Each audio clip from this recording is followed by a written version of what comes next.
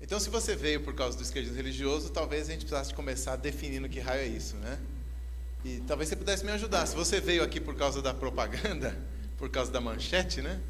Se você veio aqui por causa do título, o que é que você esperava encontrar, né? Ou espera encontrar? O que né, parece ser quando você pensou em vir numa palestra sobre esquerdismo religioso? Quem me ajuda aí? Argumentos podem bater os caras. Beleza. Simples e direto. É? Ah, certo. O que mais aí? Uma forma de alguém encarar a Bíblia de uma forma e que pega alguma coisa e distorce para levar a conclusão necessariamente ao socialismo. Porque isso está errado. Tá, ok. Mais um ou dois aí? Hoje a gente não pegou. É. Vocês estão bem já, vamos passar para outro assunto. Mais algum aí, não?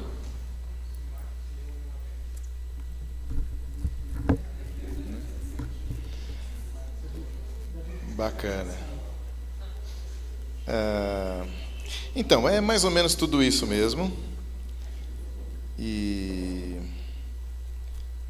a única coisa que eu queria já começar falando é que esse raio desse esquerdismo aí, seja religioso ou não, ele é tão complexo que a gente certamente tem que saber, assim, a gente tem que vir já com essa certeza de que num papo de 1 hora a gente vai fazer um reducionismo. A gente vai ter que pegar alguma veia, né, algum pilar mais ou menos importante, dependendo de quem avalia, desse esquerdismo, para que a gente possa abordá-lo de alguma maneira, né? E provavelmente a gente vai ter que escolher alguma ferramenta de abordagem também, das muitas que a gente poderia usar. Para dar um exemplo, eu já ouvi palestras a respeito de socialismo, por exemplo, de uma perspectiva cristã, né, de alguém cristão falando, mencionando a questão histórica, quer dizer, o fato de que onde quer que o socialismo tenha vigorado e prevalecido, o cristianismo foi perseguido. Então você fala, bom, isso é uma abordagem, né? Então é uma ferramenta histórica para tentar tratar desse assunto. Que não vai ser o nosso aqui, mas só para que vocês entendam do que eu estou falando. A gente vai reduzir para caber no nosso papo tanto o escopo quanto a ferramenta, né? E por que falar disso? Eu penso aí nesse esquerdismo religioso em duas mãos, né? Ida e vinda. Em primeiro lugar, a gente vê que essa mentalidade que a gente está chamando de esquerdista, ela entra na igreja e modela a igreja, ela influencia a igreja em alguma medida, tanto em indivíduos, como também em instituições, né, em nível eclesiástico mesmo. A gente tem aí, pelo menos, uma influência teológica grande, que vem desde o começo do século XX, que atualmente, pelo menos, é mais visível na teologia da missão integral, dentro do protestantismo, e na teologia da libertação, que não está com essa bola toda hoje em dia, na Igreja Católica, mas que ainda tem alguma força, né? O atual Papa mesmo era um simpatizante dela, enquanto era bispo local aqui na Argentina. Então, em uma mão, estou pensando numa rua de duas mãos, né? Em uma mão, esse esquerdismo entra na igreja, e eu protesto contra isso. E na outra mão, esse esquerdismo sai da igreja, não no sentido de ir embora, né? Mas no sentido de que a igreja acaba produzindo isso também, ou refletindo isso no seu agir, no seu pensar. Então, há tanto essa entrada, né, desse viés para dentro da igreja, como também há um esquerdismo religioso, no sentido de que a igreja fica meio também esquerdizada e começa a viver dessa maneira, ou pensar dessa maneira, e eu também protesto contra isso. Essa que é mais ou menos a nossa ideia hoje. E aí eu disse que a gente ia ter que tentar reduzir os conceitos, né? Então eu estou tentando trabalhar com essa mentalidade esquerdista no sentido de uma mentalidade coletivista. É um aspecto que enxerga o homem a partir da sociedade e geralmente a sociedade a partir da economia. Se você pensar na relação entre sociedade e indivíduo, é uma relação complicada, né? Porque assim, o indivíduo produz uma sociedade, mas parece que a sociedade produz o indivíduo, né? Então, dependendo de que lado do espelho você está olhando, parece que as duas possibilidades são reais. Mas no caso do esquerdismo, há apenas a possibilidade de que a sociedade produz o homem, né? E especialmente se você for da esquerda no viés aí, de Marx, a sociedade vista a partir da sua atividade econômica, né? Ok. Bom, então fiz essas definições, meio provisórias ainda, mas só para a gente saber como a gente vai ser reduzido aqui na nossa conversa, né? Vamos tentar tratar só nesse sentido. E aí, então, de fato, começando, eu queria eu vou tentar alinhar toda a nossa conversa no sentido de uma antropologia. Então, eu dei o exemplo de que a gente poderia abordar esse tema a partir da história. Não é o que nós vamos fazer. Nós vamos fazer isso a partir da antropologia bíblica. Uma vez, um tempão atrás, aqui no Estação, a gente estava falando sobre cosmovisão, coisa que quase a gente nunca faz, né? E aí eu disse para vocês assim, olha, se você quiser avaliar algo sobre o qual você nunca viu, uma ideia, uma ideologia, um conceito que você nunca parou para estudar e você não sabe onde encontrar isso na Bíblia, procure entender o que essa ideia, ideologia, conceito pensa a respeito do ser humano, qual é o seu problema e qual a solução. Porque o ser humano está sempre procurando isso, entender quem ele é, qual é o problema e qual a solução. Se você conseguir pelo menos distinguir esse tripé dentro daquela ideologia que você está querendo analisar, aquele conceito que você está querendo analisar, pelo menos isso você já consegue avaliar se ela é bíblica ou não. Porque isso você sabe que a Bíblia diz a respeito de quem é o homem, qual o seu problema e qual a sua solução. Então é nessa linha que a gente vai tentar caminhar, vendo algumas facetas, alguns aspectos desse esquerdismo todo, nessa relação, o que é o ser humano, né? Qual é o seu problema, qual a solução para o problema dele. Eu tenho alguns textos bíblicos que eu preciso que vocês abram, tá? Rápido, para a gente não fazer uma palestra de 1h30. E o primeiro deles é só para aguçar aí a nossa ideia, está no Salmo 8:4. Salmo 8, versículo 4.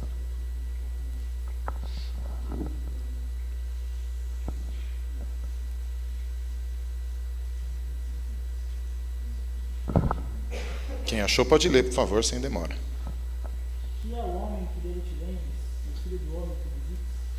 O que é o homem, perguntado para Deus, né? O que é o homem para que dele te lembres? Poxa, Deus, por que você dá atenção para a gente? O que é o ser humano para que Deus resolva gastar algo do seu tempo, né? Ainda que ele habite a eternidade? Como é que você responderia isso? Se alguém te perguntasse, o que é o homem? Qual seria a tua resposta? Vamos lá? Quem arrisca? O que é o ser humano? Criação de Deus, bacana. Vamos lá, mais. Dá para destrinchar isso aí. Imagem e semelhança de Deus. Dá para destrinchar mais ainda.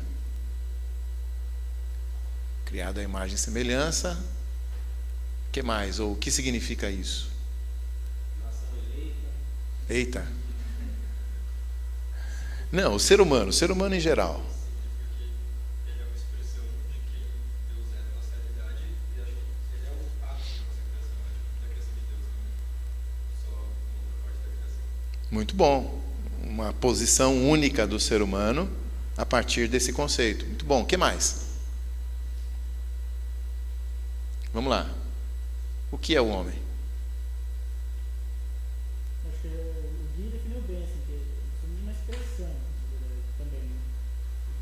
representantes de Deus, a gente é uma expressão. Então, é como se a natureza olhasse pra gente e falasse assim, existe um Deus porque eu consigo vê-lo através desses seres X que governam a criação. Então, nós temos características que expressam elementos do caráter de Deus. Então, como os principais, né, que a gente consegue ter um relacionamento com Ele, com o próprio Criador, com outros seres humanos e um relacionamento com o mundo. Cada um com as suas devidas proporções e funções. Mas a gente tem essas três nuances, áreas de trabalho, digamos assim. Essas capacidades, né? Colocadas numa categoria diferente aí do resto da criação. O que mais? A gente podia até ficar só nessa questão da imagem do homem. O que mais? Da imagem de Deus no homem. O que mais? O que isso significa? Tentando ser mais prático.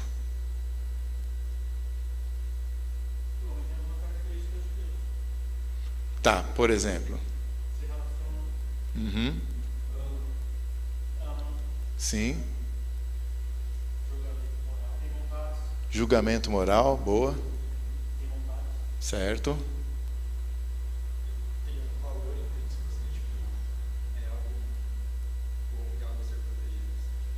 Valor intrínseco na vida humana, no ser humano, bacana. É uma condição que não se perdeu totalmente, não se perdeu no pecado, foi corrompido.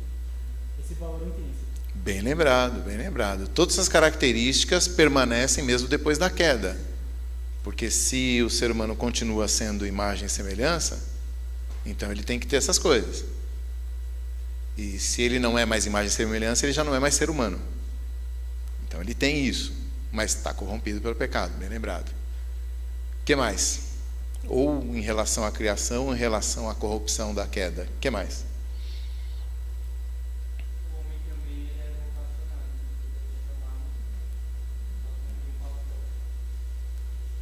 Beleza. Deu já, não? Dá para espremer mais alguma coisa? Senso de justiça faz parte, né? Bacana, bem lembrado. Ninguém tinha pensado nisso. Alguém falou de moral aí, né? Então, combinadinho, né? Fala, mas fala diferente. Senso estético, é verdade. Os animais não têm. Criativo.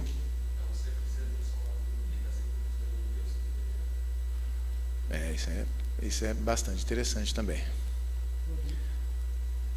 Produz, produtivo. Cultiva, né? Cultiva, é isso aí. Tá, beleza, acho que tá de bom tamanho. Veja, todas essas características vocês, como cristãos, estão linkando ao fato de que Deus criou o ser humano à sua imagem e semelhança, conforme Ele quis. Então essas qualidades todas estavam em Adão. E Adão sozinho não é sociedade. Ele precisou de Eva para fazer sociedade. Ou seja, de um ponto de vista cristão, é claro que a sociedade molda o homem, mas ela não faz o homem. Deus o faz. E ele não vem como uma página em branco no qual a sociedade escreve o que quer. Ele já vem com várias características, potencialidades, inclusive corrompidas.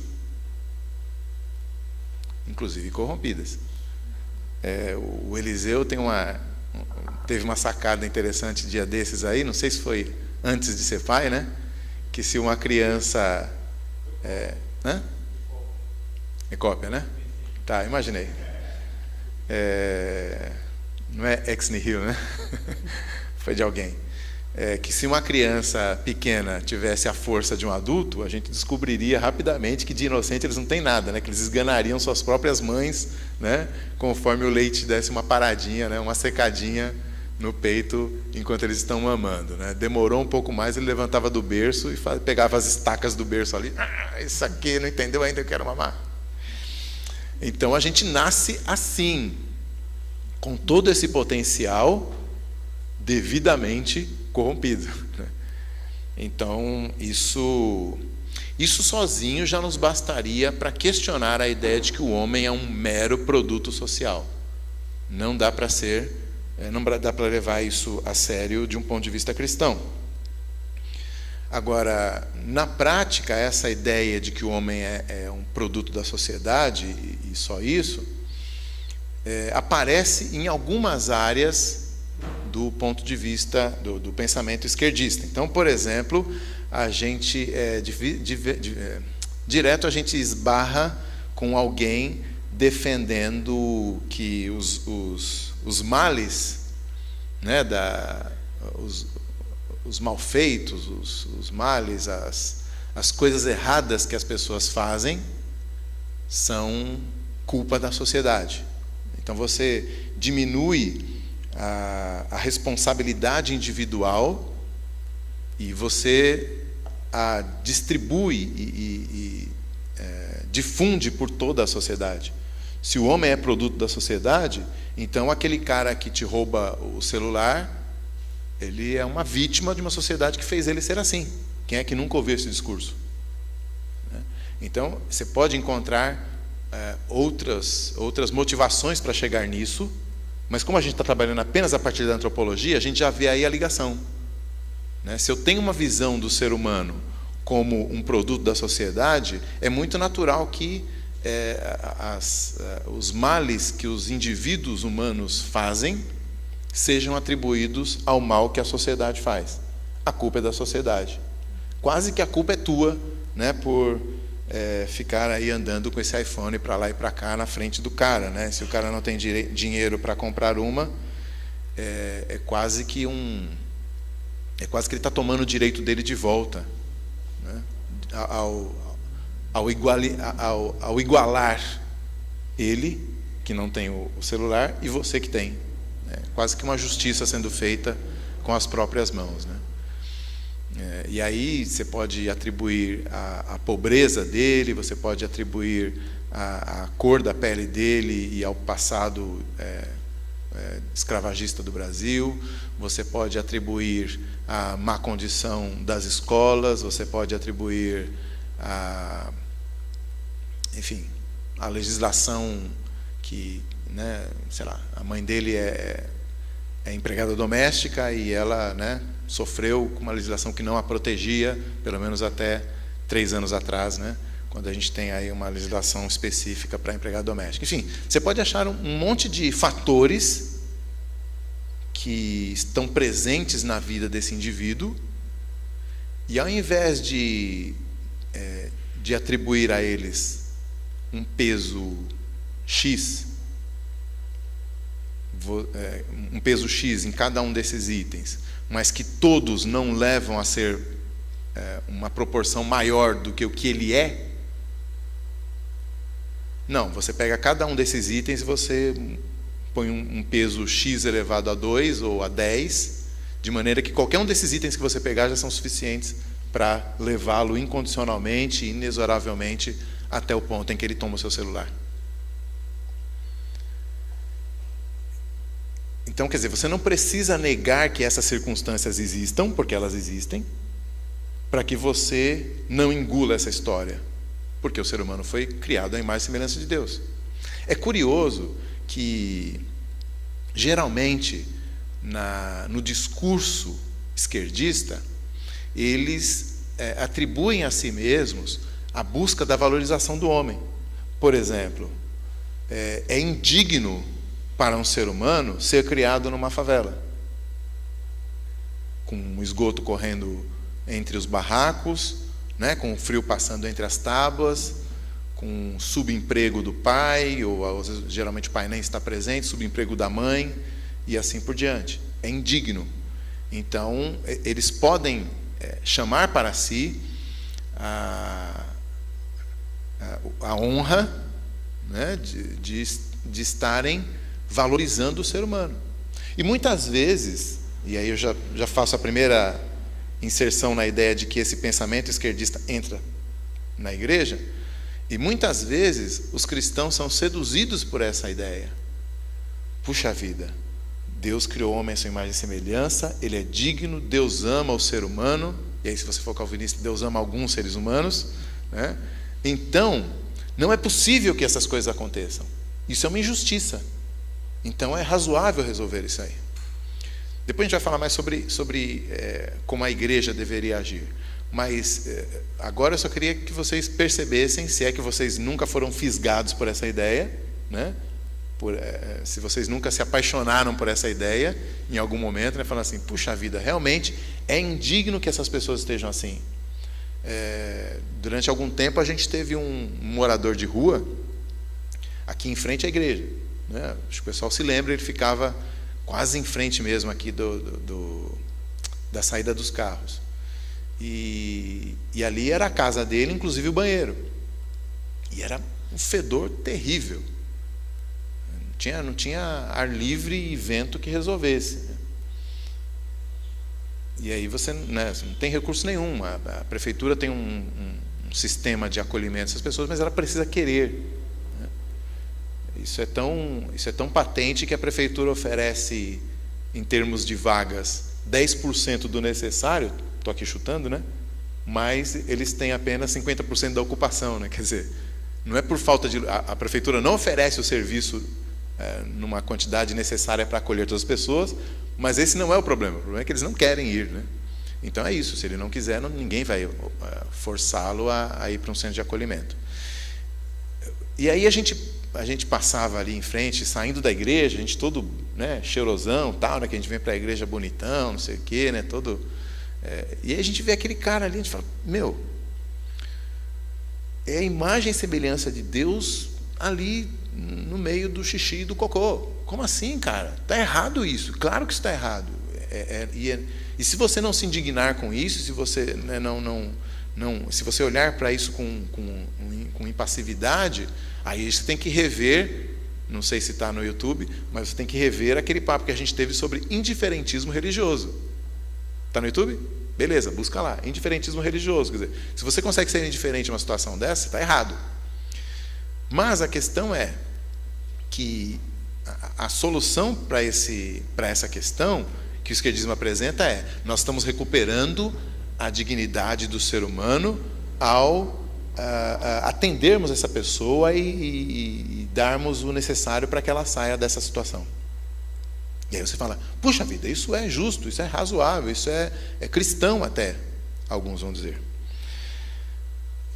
No entanto, quando você coloca toda a responsabilidade sobre a sociedade, na verdade você está tirando toda a responsabilidade do indivíduo, e aí você está desindividualizando-o. Porque vocês não mencionaram, mas um dos aspectos centrais da imagem de Deus no homem é que o homem é responsável. Raiz da palavra, responder perante. O ser humano é o único da criação de Deus, material pelo menos, os anjos também responderam, né? Mas é o único da criação material de Deus que responde diante do Criador. Desde o começo, né? Deus faz a árvore lá do conhecimento do bem e do mal, e a árvore da vida, coloca as duas no meio do jardim, e diz assim, eu vou te dar uma ordem, e você vai responder perante mim, pelo cumprimento dessa ordem. Deus não faz isso com nenhum dos outros seres que Ele cria, né, na terra. Os animais não respondem perante Deus, eles apenas fazem o que Deus mandou fazer. O sabiá voa, o leão come carne, o antílope corre pra caramba, e assim por diante. O carvalho é duro e a bananeira é mole, eles fazem o que eles têm que fazer. Mas o ser humano, Deus dá a ordem, e o ser humano é responsável por aquela ordem, porque ele é a imagem e semelhança de Deus. Se você tirar a responsabilidade do ser humano, você está diminuindo a sua dignidade e não aumentando. Essa é a questão. Então, do ponto de vista cristão, a dignidade do homem está, entre outras coisas que vocês mencionaram, está também no fato de que ele é responsável e, portanto, responsabilizável. Quando você cria alguém, seja o seu filho, né, familiarmente, ou quando você cria alguém socialmente, sem imputar a ele nenhuma responsabilidade, você está diminuindo a dignidade dessa pessoa. Além das questões mais práticas também, né, de você acabar, no caso do seu filho, por exemplo, se você está sempre eliminando as consequências dos seus atos, você provavelmente vai ter um monstrinho lá pela adolescência, né? Imagine um pai que o filho vai lá e pega o brinquedo do priminho e ele simplesmente vai lá e compra outro brinquedo igual e dá para o priminho não reclamar, né? Diga. Como? Ah, sim, no caso do filho aí que você cria assim, né? Por enquanto, né? Capaz daqui a pouco nem isso, né? Cada um. Então veja, esse cara criado completamente sem responder pelos seus atos, ele vira um monstro. E não só isso, é um cara cuja vida é vazia, né? A dignidade dele foi tirada quando ele não responde pelos seus atos. Então, eu estava dando o exemplo do pai que vai lá e paga o brinquedo, paga a vidraça que o moleque quebrou, vai lá e indeniza a pessoa que foi ofendida. Ele está sempre evitando que seu filho responda por seus atos. Vai ter um sujeito completamente desequilibrado, né, só? Um negócio de doido vai ser quando ele chegar à fase adulta dessa forma. Isso a depender exclusivamente da criação, coisa que também não é o que a gente defende, mas apenas para reduzir um pouco aí as situações. E então você faz isso em sociedade. Você, com a desculpa de que você está recuperando a dignidade das pessoas, você tira delas a responsabilidade e as torna vazias desse aspecto da criação de Deus à imagem e semelhança dele mesmo, né? Então, a pobreza cria bandidos, o machismo cria mulheres femininas, a pressão da sociedade cria a identidade de gênero das pessoas. Quer dizer, tudo é culpa da sociedade, é tudo a sociedade que produz. Não há nada dentro de você que precise aflorar, é tudo a sociedade que põe. Você é um vasilhame vazio, uma garrafa vazia, né, que a sociedade vai colocar o líquido dentro e botar a tampinha lá. Então, em primeiro lugar, eu estou dizendo que nós temos aí um primeiro problema, que no pensamento esquerdista, o ser humano é um mero produto do meio social e, portanto, ele não tem responsabilidade por aquilo que ele faz, mas a sociedade sim. E aí, por outro lado, é por isso que a sociedade é que precisa consertar o que está errado. Então, se o ser humano é isso que está sendo dito, então a sociedade é que precisa ser consertada, não o ser humano. Então, você tem, né, para dar outro exemplo aí, os menores não respondem, nem mesmo quando eles vão para a Fundação Casa, eles estão respondendo por seus atos, eles estão sendo apenas ressocializados. É uma questão só de educação. Aliás, quantas vezes você já ouviu alguém dizendo para qualquer problema social, dizendo assim, precisamos de mais educação, né? Precisamos de mais educação. Eu não sei se alguém aqui é da pedagogia vai querer me apedrejar, mas primeiro que essa é uma frase muito vaga, né? Assim, educação por quem? Se você disser que precisamos mais educação, portanto vamos manter manter as famílias intactas, né? Vamos proteger as famílias para que elas possam educar melhor seus filhos, até que eu caminho com você um bocado. Mas você está dizendo que as pessoas precisam ficar mais tempo na escola, ir para a escola aos 2 anos, por exemplo, para ver se evita esses problemas, né? Ou precisam ficar o dia inteiro na escola, alguma coisa assim, aí a gente não vai caminhar durante muito tempo, porque essa também não é a solução, a não ser que, de fato, o problema fosse a sociedade, e não o ser humano nunca. O outro lado da moeda... Peraí. Perguntas, dúvidas, reclamações, causos no que eu falei até aqui?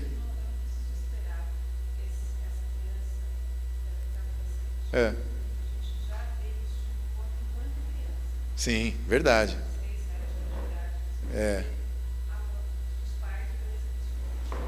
É verdade. Porque assim, a criança ela testa você muito cedo para saber o que pega, né? A criança é muito inteligente. Vocês sabem que eu não gosto de dar ilustrações assim, né, familiares e tudo mais, mas não vou dizer quem, mas assim, uma filha minha muito pequenininha ainda, tipo nem falava ainda. E foi mês passado. Uma filha minha nem falava ainda, e ela estava fazendo umas birras, e eu comecei a perceber que está totalmente off track aqui, né? Saí completamente do assunto, mas só para ilustrar. E eu comecei a perceber que eu tinha um certo padrão de correção, de disciplina. Então, sei lá, digamos que ela pegava o giz de cera e rabiscava a parede, sei lá, nem dava tempo, nem era de cidade ainda, acho que precisava de outro exemplo. Vamos supor que ela ia engatinhando até a estante e derrubava as coisas da estante. Vamos supor que seja isso. Aí, em primeiro lugar, eu pegava, colocava de volta no meio da sala e dizia, não. Na segunda vez, eu também fazia, não. Na terceira, eu pegava o bracinho e dava uma apertadinha, uma sacudida e colocava de novo e, não. O tom de voz era diferente. E o tom de voz ia engrossando e aumentando a tonalidade e o volume da voz, até que eu ficava vermelho, gritando não, não e não. Até que eu batia na mesa antes de ir lá pegar e gritar e ficar vermelho e falar não, não e não. Até que, por fim, eu batia. E essa filha, que eu não quero dizer o nome, ela exatamente ia até um degrau antes de apanhar. Um degrau antes de apanhar. Cara, esse negócio é inteligente, esse negócio é do mal, cara. Eles nascem assim. Quando vocês tiverem filhos, vocês vão ver. Pra vocês não ficarem no suspense, eu resolvi a questão quebrando a escala, né? Ela fez a primeira vez, eu já pá. Aí ela, peraí. Tá errado isso aí. Tá faltando alguma coisa no caminho. Tá? É sério, isso é sério. Não tô brincando, não. Eu fiz isso mesmo. E aí ela viu que não dava para confiar tanto na escaladinha lá dela. Então, assim, diga.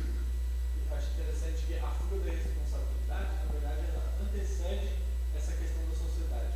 Porque até quando a culpa não é da sociedade, existem outros culpados. Por exemplo, na questão genética. Até quando apontam para a questão genética, o indivíduo não é responsável. É a genética. Então consegue encontrar alguma coisa até dentro da pessoa, mas ela... Que não seja... nunca é responsável. É verdade. Isso começa em Adão, na verdade, né? A mulher que tu me desses, né? Mas ele não conseguiu ver que o problema era ele. É verdade. Agora, quando você sistematiza isso, né? Imagina, se já é uma tendência natural nossa como pecadores, imagina quando você sistematiza isso e justifica isso socialmente. A coisa fica complicada. O outro lado da moeda, eu dizia, era o seguinte. Não, o outro lado da moeda não.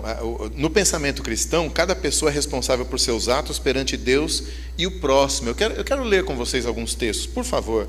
Vamos na ordem, só para vocês não ficarem me enrolando muito. Tem Bíblia aí? Tem Bíblia aí? Quem é o próximo? Tem? Gênesis 2, 16 e 17. Quem é o próximo com Bíblia aí? Está comendo, né? Quem não está comendo está com Bíblia aí. Serve. Gênesis 3, 17 e 19. 17 até 19. Quem é? A Jéssica, que vai ler? Gênesis. Ezequiel 18, 20. Lu? Beleza? Marcos 16, 16. Solange.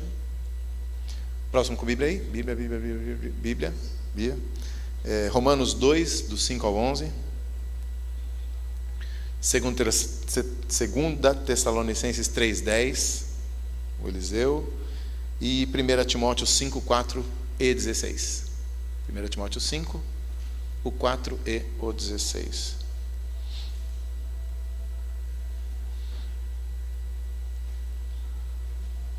Vamos lá, já deu tempo? Gênesis.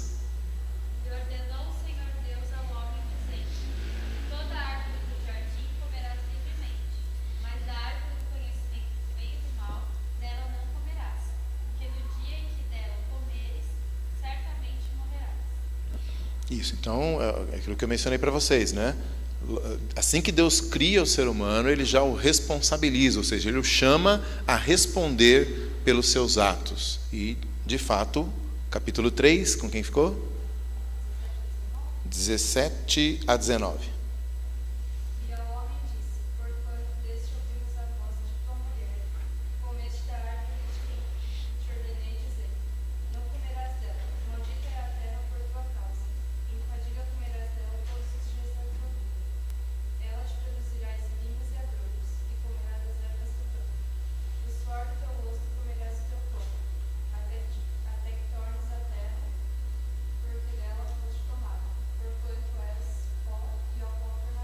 Isso, todas as consequências vieram sobre Adão a respeito daquilo que ele tinha feito e que Deus já havia alertado, né? Ezequiel 18, 20.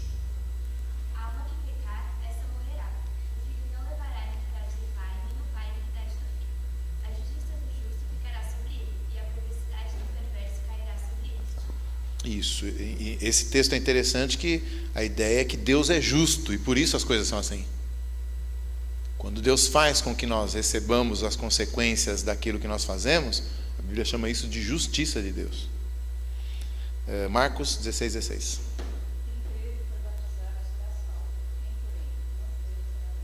Até mesmo a questão espiritual, né? Continua prevalecendo. Por mais calvinista que você seja, você sabe que primeiro Deus tem que transformar o coração da pessoa e a pessoa tem que crer, porque sem crer ela não será salva. Enquanto a gente não crê, diz Paulo aos Efésios capítulo 2, nós ainda éramos filhos da ira, nós ainda éramos, ainda fazíamos a vontade de Satanás, né? Então, é a partir do momento que a gente crê que realmente nós recebemos a salvação. Romanos 2, 5 até 11.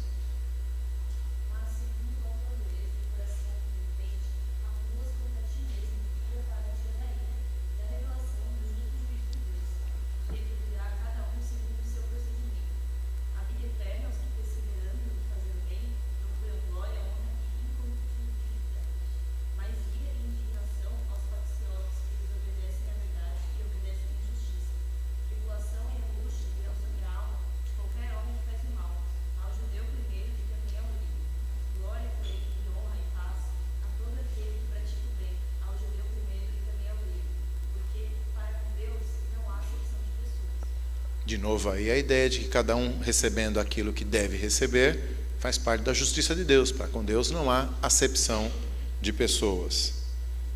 2 Tessalonicenses 3:10. Porque quando ainda convosco, vos ordenamos isto: se alguém não quer trabalhar, também não coma. Essa é a famosa pedrada de Paulo, né? Então, ele tem textos nos quais ele fala, lá em Efésios mesmo ele faz isso, que aquele que roubava não deve continuar roubando, pelo contrário, deve trabalhar, fazendo com suas próprias mãos o que é bom, não o que é mal, como roubar, e tendo inclusive o necessário, não só para si mesmo, mas também para auxiliar o necessitado. Então, ele não está dizendo que os necessitados não podem ser ajudados, mas são os necessitados, não os preguiçosos. Os preguiçosos precisam receber a consequência do seu erro, não comer, para que eles se emendem, se consertem e comecem a trabalhar como todos os outros. E 1 Timóteo 5, 4 e 16.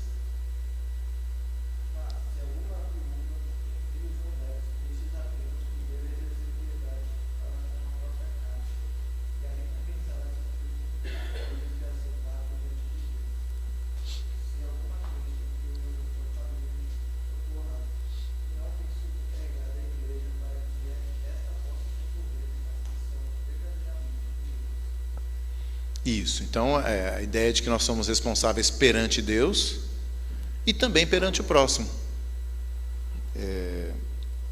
Daqui a pouco eu vou falar mais sobre isso, porque a ideia é o que é o ser humano, qual o seu problema e qual a solução para esse problema. A gente vai ter que falar um pouco mais sobre essa solução que a esquerda apresenta e a solução que a Bíblia apresenta e as suas diferenças.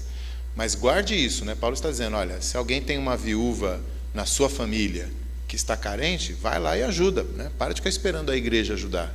A responsabilidade perante o próximo, literalmente, né? Os mais próximos meus são responsabilidade minha também. Ok.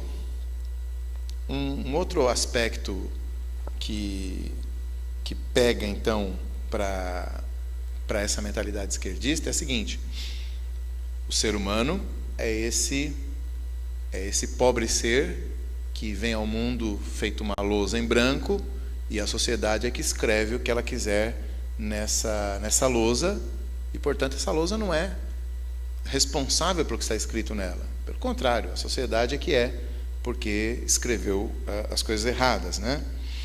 Bom, então, se isso é o que é o ser humano, se isso é o que o ser humano é, e esse é o problema do ser humano, então a solução para o problema do ser humano também tem que vir de fora.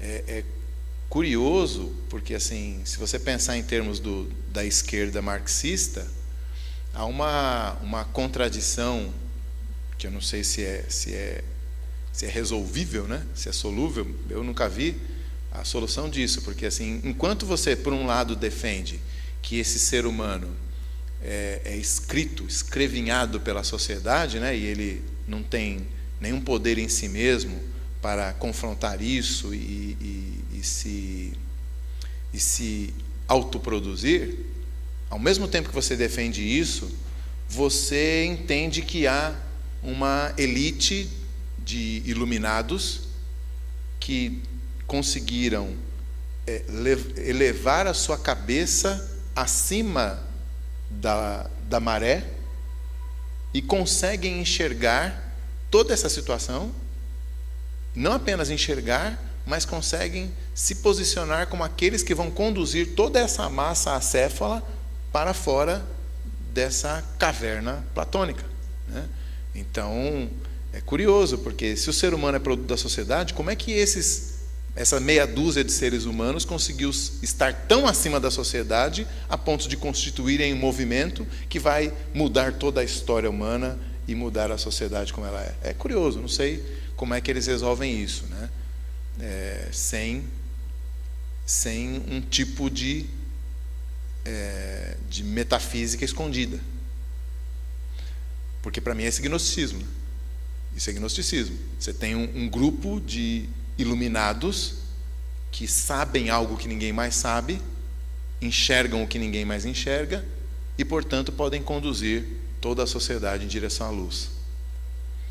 Quando você pega aí os discursos dos esquerdistas de plantão aí do nosso país, é muito comum que eles passem sem nenhum aviso de elogiar as massas populares que sabem o que querem e que querem as mudanças que o partido de esquerda vai proporcionar, e eles passam desse canal sem aviso nenhum para um outro canal em que eles dizem que as massas populares não sabem o que querem porque elas são dominadas pelo discurso da ideologia dominante, que é da elite e tudo mais, tal. Então, quer dizer, no momento em que o Lula vence a eleição, as massas sabem o que querem. No momento em que a multidão se reúne para pedir o impeachment da Dilma, as massas são manipuláveis e elas não sabem o que querem. É curioso como é que eles mudam de canal assim, né, de seletor de uma hora para outra, né? Então você tem que assumir uma visão de ser humano. Em geral, a visão de ser humano esquerda é essa que eu estou desenhando para vocês. Mas quando necessário, eles mudam e dizem, não, as massas sabem o que querem, o ser humano vai conseguir tomar as rédeas do seu próprio destino, desde que seja com a gente, né? Bom, então, já que o problema do ser humano é esse, a solução do ser humano também é coletiva. Agora, o problema é o seguinte: você tem o povo, as pessoas, você tem a nação, essas pessoas com alguma identidade entre si, que assumem alguma organização territorial, e por causa dessa organização territorial, eles constituem um governo. Isso tudo aqui é o Estado, certo? Governantes e governados. Deixa eu organizar melhor, né? Governantes e governados. Então, se você pensar em termos de sociedade, tudo isso é parte da sociedade, ok? Mas, quem é que consegue... Então, veja, a sociedade como um todo foi lá e estragou o indivíduo, certo? Mas, para consertar o indivíduo, essa sociedade instintiva e não organizada, não sistematizada, ela não serve para isso. É necessário o governo para fazer isso, porque o governo é a parte organizada da sociedade. Então, se o problema é a sociedade, a solução tem que vir da sociedade. Mas o problema está difuso na sociedade.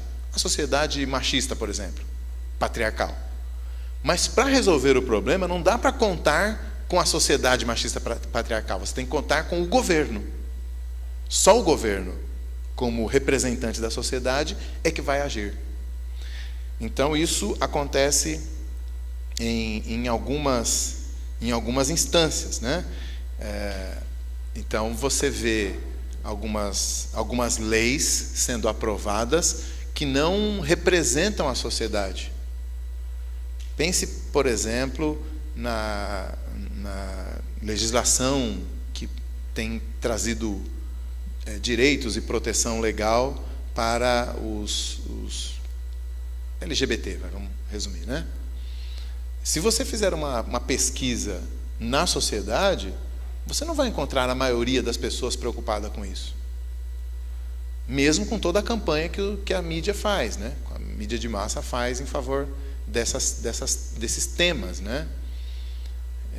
Se você pegar lá no G1, lá no Globoplay, lá, todos os episódios do Conversa com Fátima Bernardes, como é que é? Manhãs com Fátima Bernardes, sei lá. Encontro com quem assiste sabe. Se você pegar todas as pautas do ano inteiro, sei lá, um ano de programa da Fátima Bernardes, você vai ver que dá para resumir mais ou menos em 3 temas interligados. É questão de gênero, racismo e questão de gênero de negros, né? Não sai do lugar o negócio, né? Mulher fica no gênero, né? Mas tudo bem, vou abraçar. Feminismo, questão de gênero e racismo. Ele gira em torno desses 3 assuntos. Nunca sai disso.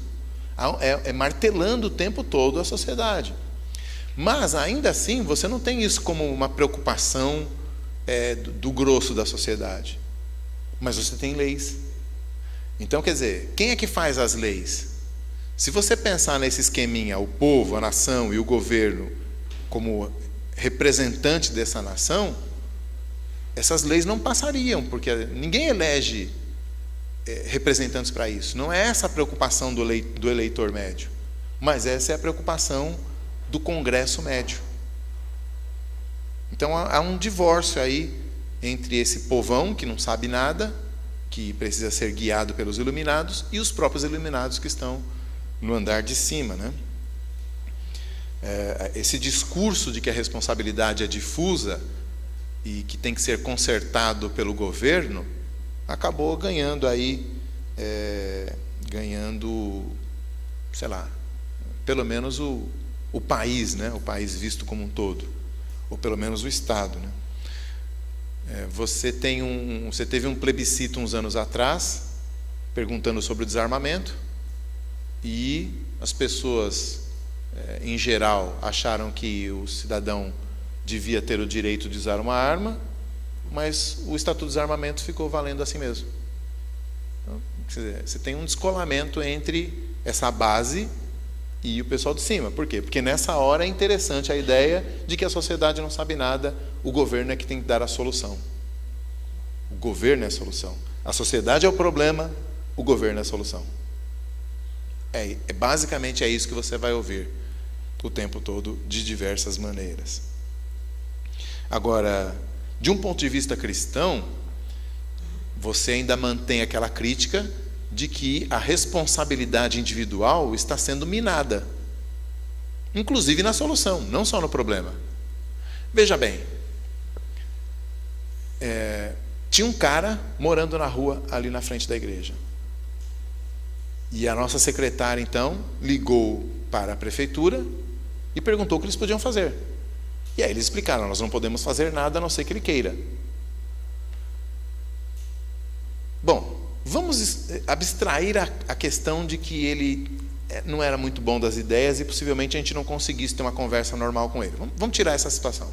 Vamos supor que ele é apenas um morador de rua que está lá numa situação que a gente, saindo da igreja cheiroso, a gente olha e fala: está errado isso, cara. E a gente liga para a prefeitura: isso está errado. A responsabilidade é minha. Eu estou vendo o cara lá e eu sei sobre a imagem de Deus. A responsabilidade é minha como cristão, e como coletividade de cristãos eu até poderia dizer que a responsabilidade é da igreja, mas igreja aí talvez com I maiúsculo, não no sentido de CNPJ, tá? Responsabilidade nossa como igreja, nós, igreja, não a IPVM, o CNPJ. Então, eu deveria ter ido lá e conversado com o cara, e eu fui e descobri que ele realmente não falava coisa com coisa, mas se ele falasse coisa com coisa, eu deveria ajudar de alguma maneira. Sei lá, fazer uma rede de amigos aí, alguém que tem uma empresa e que um cara sem qualificação nenhuma pudesse trabalhar um pouco, alguém que é médico e que poderia dar um atendimento nele ali, na forma como ele estava, um psicólogo para ajudar ele a botar as ideias em ordem de novo.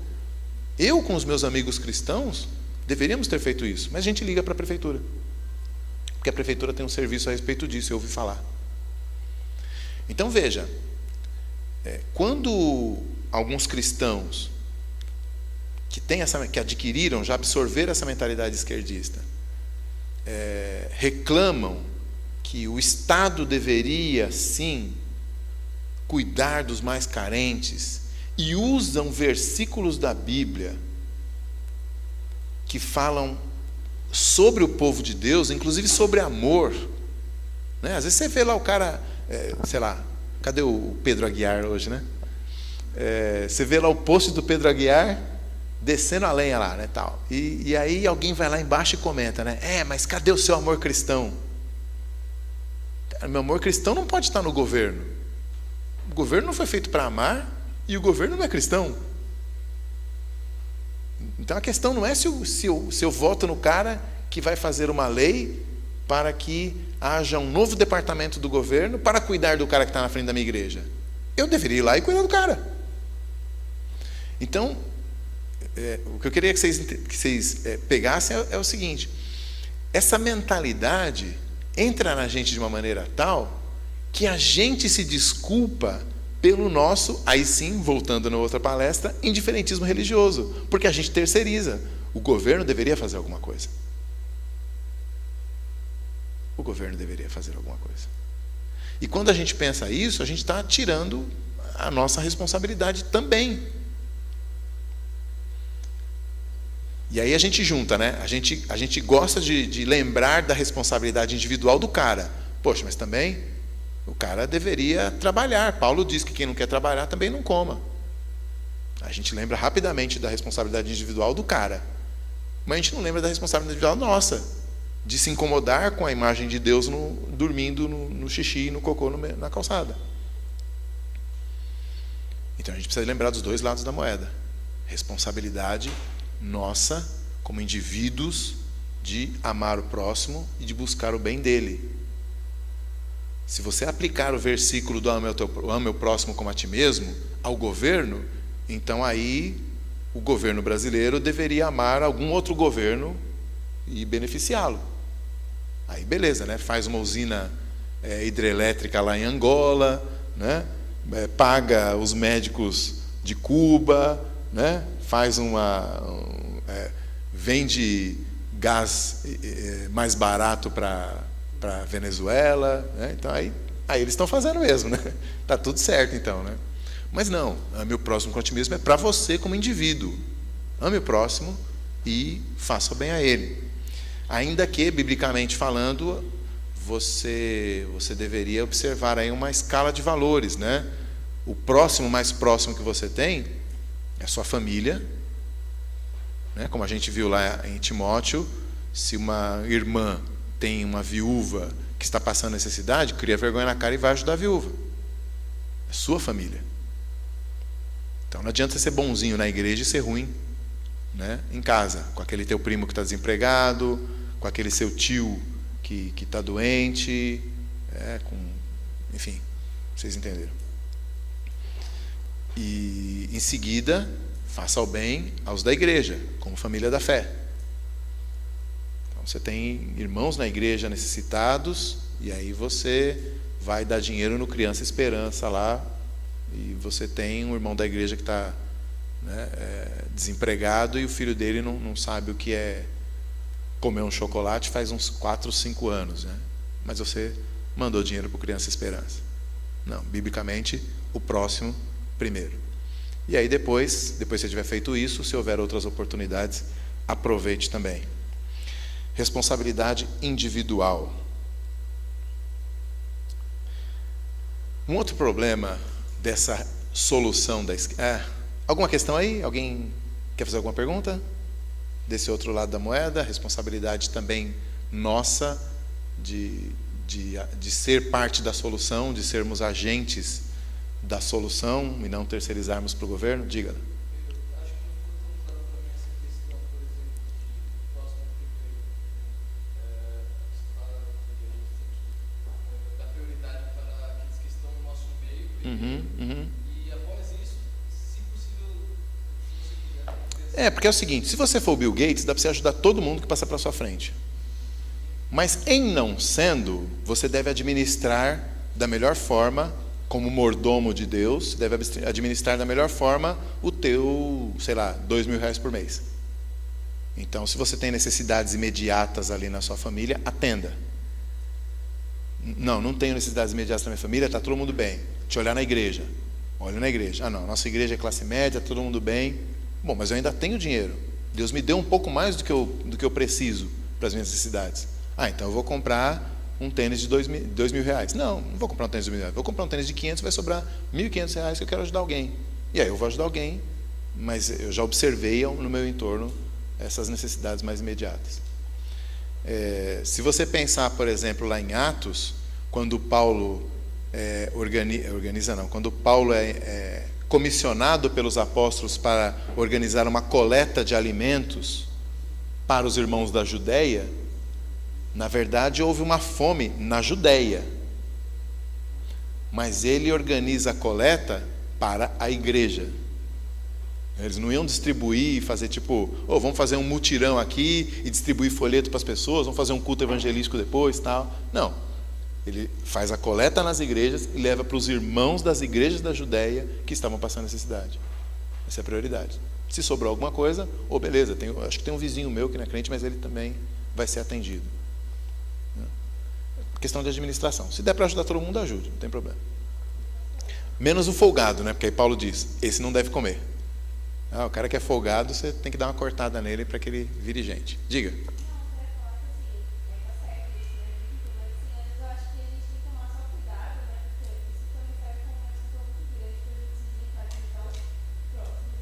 Verdade.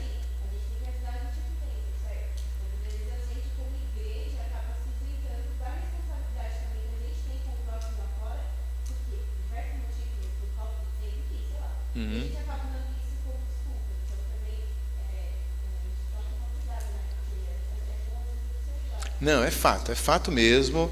A gente é bom em arranjar desculpa para não fazer o que Deus mandou.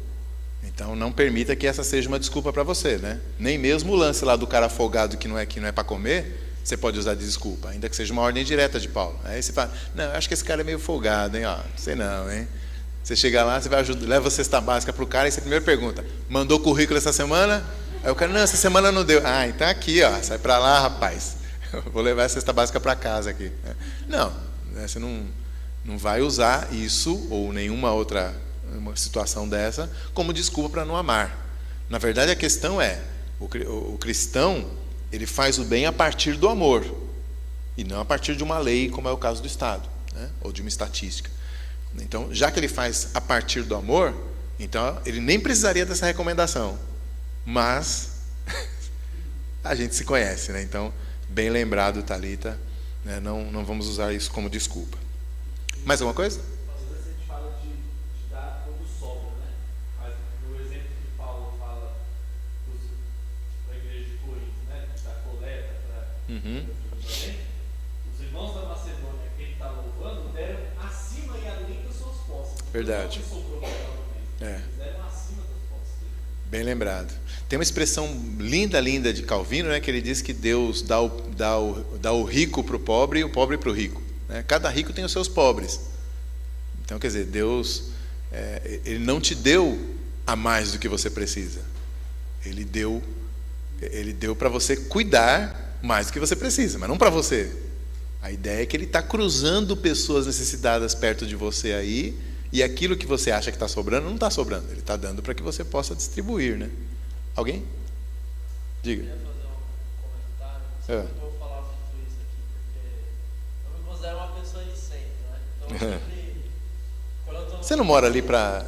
Ah, não, tá, de centro. Tá, moro na Zona Leste. tá. Mas sempre nessas discussões, ou eu sou arminiano, ou quando eu vou na Ibaba eu sou fascista. Na presbiteriana eu sou de esquerda, lá eu sou de direita. É. Mas eu acho que assim, eu vejo que tem a esquerda radical, a esquerdopata, que nega totalmente a responsabilidade humana. Obviamente você falou já que está fazendo um reducionismo, mas eu acho que tem a esquerda séria, alguns valores, alguns pontos que eles denunciam muito bem. Existe consistência tanto no movimento de direita quanto de esquerda, a gente sabe disso, não precisa ficar citando, de uma abordagem prática da questão social, não que ela seja a causa originadora do problema da humanidade. Obviamente o problema é o pecado, sempre responsabilidade humana, mas em vista de que a gente sabe que os seres humanos não vão ser consertados, como que a gente lida com as estruturas sociais que possibilitam vamos dizer assim, a efetivação do mal? A gente sabe que o potencial do mal dentro do ser humano vai acontecer de qualquer forma, mas existem estruturas que facilitam que isso aconteça. Posso te dar um exemplo? Você tem 2 filhos pequenos e um bate no outro toda hora. Sabe que o problema é que o moleque é pecador? Se ele pudesse matar o outro, mas você não vai deixar os dois se matar. Você pega e põe um no chiqueirinho, pega o outro e põe no outro quarto.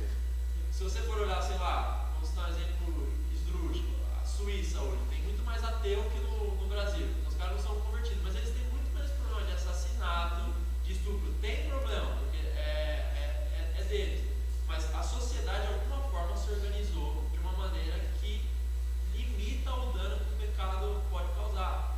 Eu poderia citar, por exemplo, referência para mim, da presbiteriana, tem gente que odeia o cara, tem gente que gosta, não sei, Antônio Carlos Costa, que faz um trabalho muito lindo na favela ali do Rio de Janeiro. Não conheço o nome das favelas. Mas ele falava que agora ele tá inclusive se queimou muito na igreja presbiteriana, ninguém nem mais chama ele para pregar em lugar nenhum por causa disso, que ele realmente entrou tem uma ONG de direitos humanos, protesta muitas vezes contra assassinato, contra condição presídio, então os caras já opa, esse aqui é de esquerda, vamos afastar o cara. E eu já ouvi testemunho do pessoal do cara e falava, eu ia todo ano na favela, a gente assumia a responsabilidade nossa como igreja, leva alimento, leva educação, só que todo ano tem policial morrendo lá, todo ano tem bandido. Quem é que está mandando policial sem preparo para lá? O que a gente tem que fazer com relação ao governo? E eu não vejo consistência nisso com a Bíblia. Eu vejo o próprio Deus castigando o povo muitas vezes por erro do governante. Eu lembrei aqui agora só um exemplo de Davi, por exemplo. Né? Quando Davi cometeu o pecado de adultério, que foi uma coisa da esfera privada, quem sofreu foi o povo, não foi Deus. O povo não teria direito de protestar contra Davi, aí, sei lá, a função do profeta na época. Então, eu acho que existe um lado da esquerda muito séria e muito correto em dizer que a gente tem que atacar também as esferas sociais. Eu acho que você negar totalmente a responsabilidade, com certeza é um absurdo, é uma loucura. Agora, a gente sabe, nós como cristãos, que não vai converter todo mundo. Não adianta eu chegar na favela e falar, todo mundo vai se converter agora e vai ficar tudo bem. Então, qual que seria a nossa responsabilidade em relação a essas estruturas sociais que possibilitam corrupção, falta de recursos do cristão? E eu não acho que isso é só uma questão de militante de esquerda. Eu acho que você pode ser conservador e até, na sua perspectiva, tem muita gente de perspectiva de direita que fala isso. Eu roubo imposto por quê? Porque o governo me cobra demais. Então, eu acho que tem essa incoerência dos dois lados e acho que esse ponto particular eu empresto deles, que eu acho que vale muito bem e não tem nada contra o evangelho. Então, o que eu acho é o seguinte, você não deveria assumir uma atitude sem verificar os pressupostos que a fundamentam. Então, se você percebe que o sujeito X está ajudando as pessoas porque ele tem um pressuposto que você discorda, isso não quer dizer que as pessoas não devam ser ajudadas, mas você, como cristão, deve ajudá-las com o pressuposto certo. Entendeu? Que é o que a gente está tentando estabelecer aqui. Uma crítica a alguns desses pressupostos, e eu acabei de dar alguns exemplos de atuação cristã. Claro que você, como mordomo ainda, você pode fazer a melhor atuação possível. Então, por exemplo, aliás, exemplos históricos, inclusive. Pense, por exemplo, na escravidão. Você teve cristãos que tratavam bem seus escravos, tratavam-os com humanidade.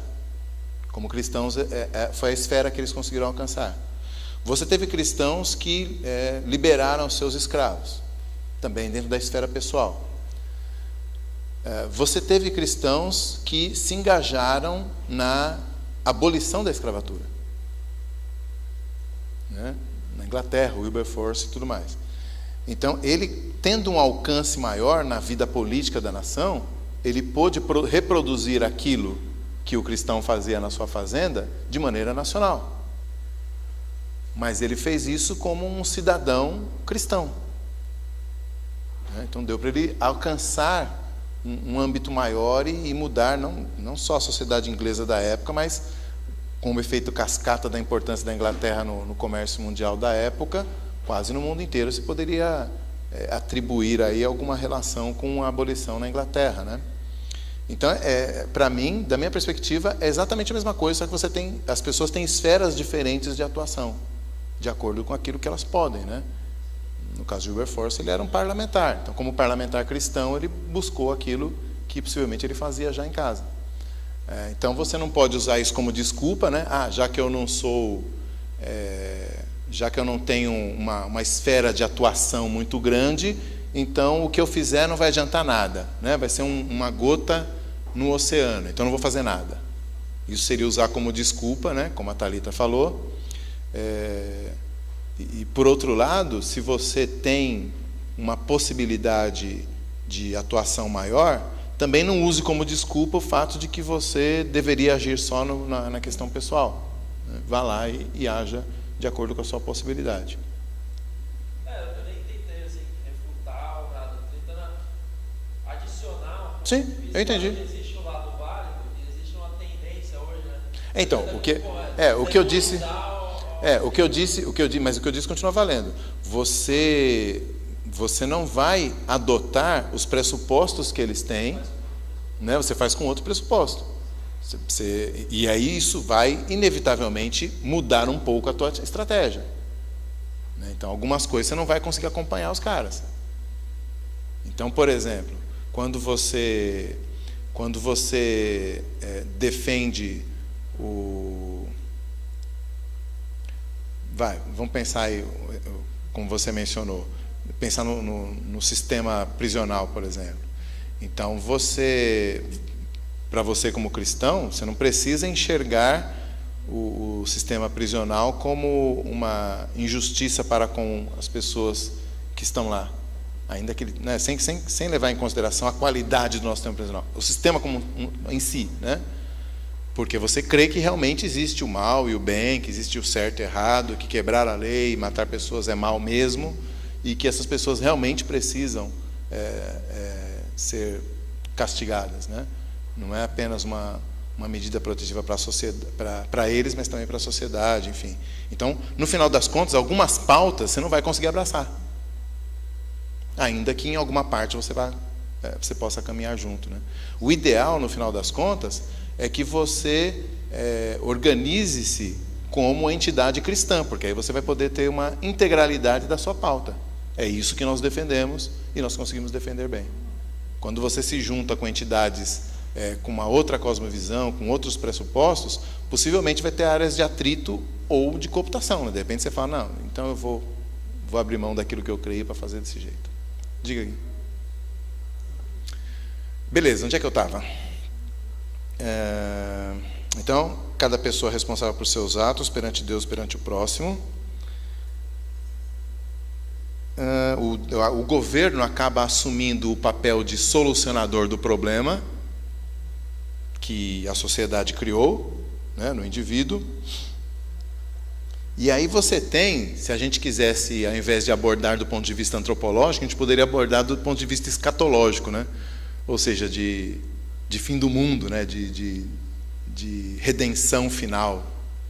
Porque o pensamento marxista, ele tinha essa ideia do pêndulo da história, que chegava num momento em que o pêndulo parava de balançar e ficava no paraíso, né? No paraíso do comunismo. Então, há um aspecto de escatologia aí que a gente poderia abordar. Mas a minha questão, então, aqui fica no seguinte momento. Esse governo, do seguinte tamanho, esse governo que precisa agora solucionar o problema que a sociedade criou nos indivíduos, esse governo não é composto de iluminados. Pelo contrário, esse governo é composto de pessoas como eu e vocês, que também são pecadores. E o problema é o seguinte: quando você coloca nas mãos do governo solucionar esse problema enorme, você tem obrigatoriamente um inchaço do governo que começa a solucionar problemas e mais problemas e começa a crescer na sua abrangência, né? Em direção a um Estado totalitário.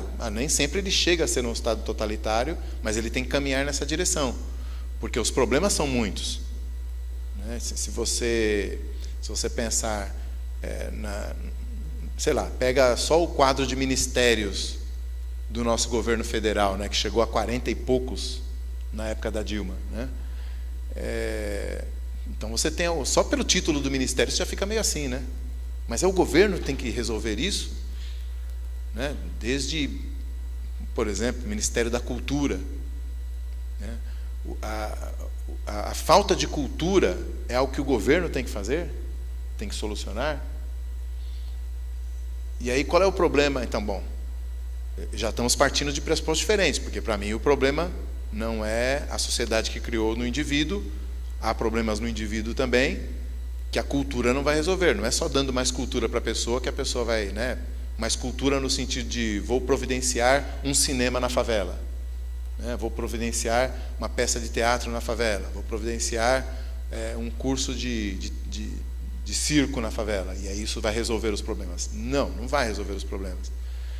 Mas o meu ponto aqui é o seguinte: quando você permite que essa mentalidade vá acrescentando problemas que o Estado vai resolver, o que você tem é um Estado cada vez maior, necessitando de cada vez mais gente para gerenciar esse Estado.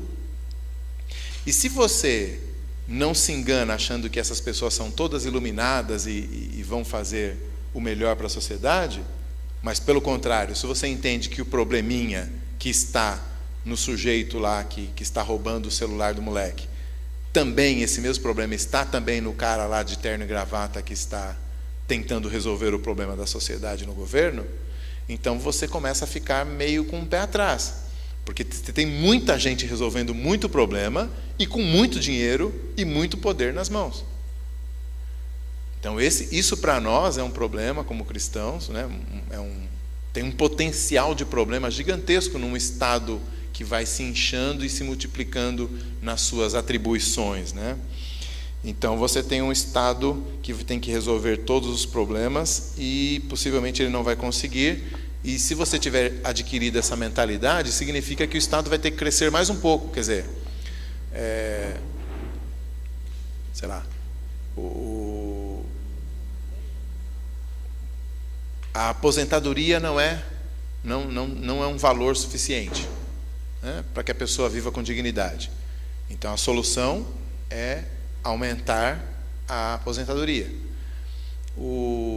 As escolas não têm uma boa qualidade de ensino, escolas públicas. Então a solução é aumentar o número de escolas e o número de professores em sala. Então você vai sempre aumentando para resolver aquilo que ainda não foi resolvido. E jamais te ocorre que talvez a solução é que está errada. Não é aplicar mais da solução o problema. A solução não vem aplicando mais do remédio, mas trocando o remédio. Né? Não sei se me faço entender ou se me faço complicar, né? Então, talvez precise de alguém para falar assim, não, pera, talvez o Estado gigantesco não seja a solução. Vamos pensar em outras soluções para isso.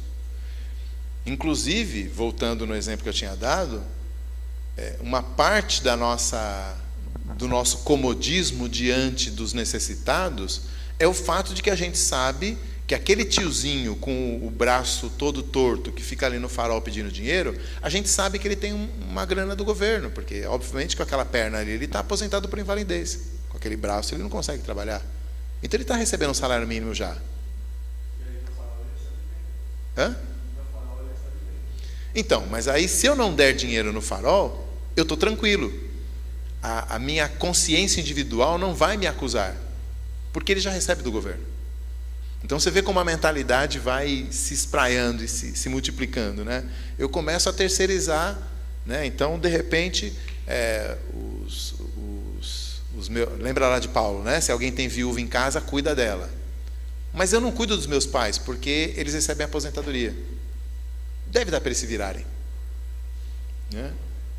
Então eu vou terceirizando a solução para o governo, e o governo vai precisando ser cada vez maior para solucionar todas as coisas, né? E aí o último perigo nessa linha de soluções centralizadas no governo é que, duas, né? Primeiro é que os homens são pecadores, como eu acabei de mencionar, e aí você está entregando muito poder, muita autoridade e muito dinheiro para um monte de homens pecadores, e aí você não precisa nem de versículo, só precisa de olhar Lava Jato aí para você entender do que eu estou falando, né? As notícias que a gente tem recebido nos últimos 2 anos a respeito de como realmente funciona o nosso Estado já são suficientes para a gente ter certeza disso. Mas a Bíblia de vez em quando alerta, né? Não confieis em homens, não confiem em príncipes, né? Já é um alerta suficiente para a gente. Mas o último problema dessa solução, que tudo começou, lembra, na pergunta: o que é o homem? Qual é o seu problema? Qual a sua solução? O último problema que eu quero apontar dessa solução chamada governo é que esse governo vai se multiplicando nos seus poderes e nas suas atribuições de maneira tal que ele começa a substituir outras instâncias da sociedade. De forma que hoje em dia a gente tem um governo, se você preferir dizer Estado pode ser, mas eu acho que a questão realmente é um governo nas suas 3 atribuições lá, que vai substituindo a família, por exemplo. Então você tem lá uma lei de que a criança tem que ir para a escola com o quê? 4 anos agora, não? Quem me ajuda? 4 anos, né? Com 4 anos a criança... Então, vou ficar com os 4, que é o que eu lembrava também. Com 4 anos a criança tem que ir para a escola. Então você tem aí a gente teria que discutir a questão de família e não vai dar tempo, mas pense em como a família tem aberto mão das suas prerrogativas de formar esse núcleo da pessoa, da personalidade, do caráter, dos valores, e entregue isso para o governo, porque quando você entrega para a escola, você está entregando para o governo. Mesmo que se você leva para uma escola particular, você está entregando para o governo, porque é o MEC que determina o que a escola particular vai ensinar. Certo? Então, o Estado está tomando, o governo está tomando todas essas atribuições que eram da família. E não apenas isso, o governo também tem determinado a própria moralidade. Então, olha a inversão da coisa. Quando o Estado fica tão grande, quando o governo fica tão grande, ele começa a substituir o que era a sociedade. Então, se você tinha a população, nação e governo, agora você tem quase que o governo vira a base da sociedade. Então, quando o governo edita leis dizendo o que é uma família, dizendo o que é certo e errado em termos de moralidade, de sexualidade e outros ades por aí, então você tem uma inversão completa, inclusive do papel da religião, por exemplo. Porque até então, era a religião, no caso da sociedade ocidental, o cristianismo, que determinava os certos e os errados. E que dava uma base transcendental para isso. Não faça isso porque é pecado. Mas aí agora você tem um Estado que está tão inchado, um governo que está tão inchado, que ele arroga para si até mesmo atribuições que eram da religião. É o Estado que diz o que está certo e o que está errado, inclusive em termos de moralidade, por meio das leis. E eles vão moldando uma nova sociedade a partir de leis que nem mesmo refletiram a sociedade no início, como eu falei para vocês. Ainda que a nossa legislação, o nosso legislativo, seja, em tese, representativo do povo, só que não. Na verdade, eles representam a si mesmos e muitas vezes a outras forças e pressões que existem nas sociedades na sociedade que não são propriamente o povo. E nem estou falando que o povo está certo, né? Que a voz do povo é a voz de Deus, mas estou falando que nem isso mais a gente tem. Nem mesmo o lastro da moralidade comum está servindo para a moralidade oficial por meio das leis. Então a gente está numa situação bem complicada em que essa solução começa a apresentar novos problemas, pelo menos de um ponto de vista cristão. A gente olha para a sociedade que está sendo remodelada a partir de um Estado e a gente vê que esse Estado ou esse governo está assumindo o papel da cultura, aí no sentido mais abrangente, né? Porque o que é uma cultura? A cultura é a identidade de um povo construída geração após geração. Como é que um governo consegue moldar uma cultura? Não deveria. Ele deveria ser moldado por essa cultura. Mas não é o que acontece. Ele substitui a sociedade histórica. Substitui a família, a religião, a sociedade histórica, substitui a fraternidade, né? Já mencionamos aqui antecipadamente a questão da gente terceirizar a benevolência, terceirizar a caridade, né? O governo assumiu isso e a gente acha muito bom isso, deixa com eles fazerem e a gente apenas paga o imposto e está tudo pronto, né? Então, essa ética, essa atuação a partir de um pensamento esquerdista tem essas matizes aí, tentando analisar apenas a partir da pergunta: o que é o homem, qual é o seu problema e qual a solução. E nessas três perguntas, nesses três conceitos que são fundamentais para definir qualquer conceito, qualquer ideia, qualquer ideologia, nós vemos que nessas três perguntas as respostas que o esquerdismo dá são diferentes da resposta que a igreja dá, que o cristianismo dá. É por isso que eu defendo que não dá para ser cristão e esquerdista ao mesmo tempo. Você tem que assumir bandeiras cristãs e talvez algumas delas, quem está de fora até fale: acho que ele é esquerdista, mas quando ele vier te perguntar, ele vai descobrir que você não é. Não apenas porque você responde: não, eu não sou esquerdista, mas porque quando você disser as suas motivações e os teus valores para você agir daquela maneira, isso vai diferenciar você completamente de um esquerdista que pode até estar fazendo algo muito parecido com você, mas que jamais vai ser a mesma coisa. Beleza?